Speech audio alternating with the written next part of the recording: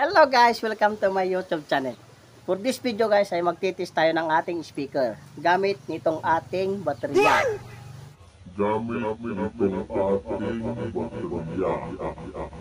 So tara guys, titis natin dito. So ayan guys yung ating mga speaker, yung dalawa. Ngayon kukuha tayo ng dalawang wire. Lalagay lang natin dito sa kanyang terminal. Ganyan lang guys. Yan. Maganda ito kapag guys, wala kayong tester, pwede nyo gawin ito pang emergency. So yan guys, nalagyan ko na ng dalawang wire. Ngayon, kukunin ko lang yung terminal na ito, idikit ko lang dito sa may terminal naman ng battery.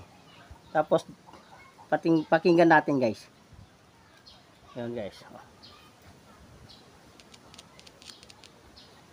O diba guys? Yan guys oh.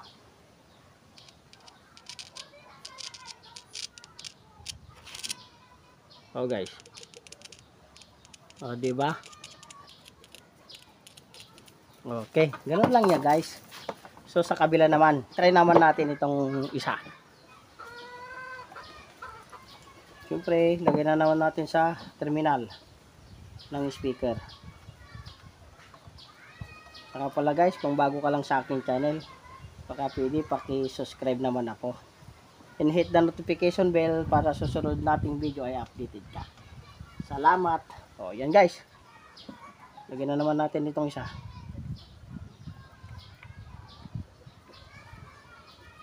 Okay. Na. Then, okay. Lagay natin yung battery sa may yan guys.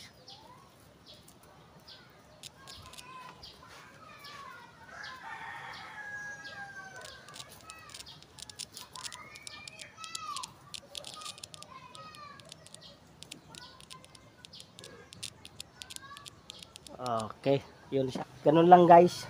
Tapos yung kung naman i-try natin sa malaking speaker. Ito guys, malaking speaker.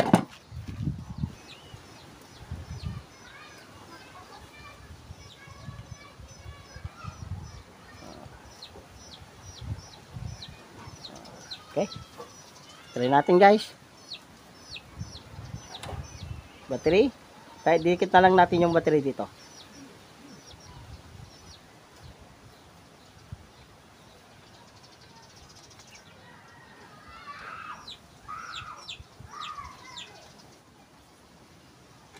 Ayaw guys.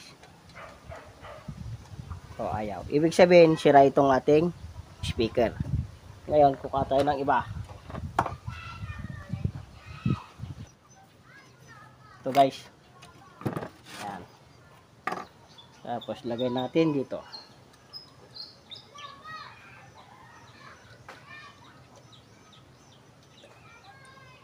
Okay. Yung baterya. Battery.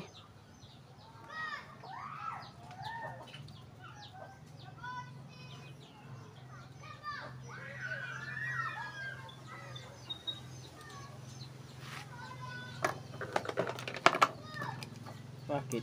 Sira din ito. Ayaw tumunog eh. Oh, sira din ito guys.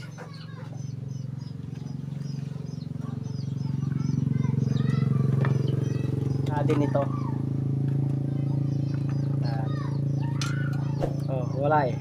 Oh, hindi tumunog.